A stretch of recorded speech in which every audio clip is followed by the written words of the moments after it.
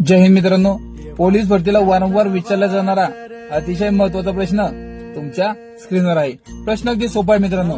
प्रश्न असा आहे की भारतात जनगणना दर किती वर्षांनी घेतली जाते। प्रश्न महत्वाचा आहे। ऑप्शन थोडेसे कन्फ्युजनचे आहे। ऑप्शन सुद्धा पूर्ण नीट वाचायचं आहे आणि तुम्हाला जर त्याचं योग्य उत्तर माहित असेल तर त्याचं योग्य उत्तर कमेंट बॉक्समध्ये अवश्य कळवा।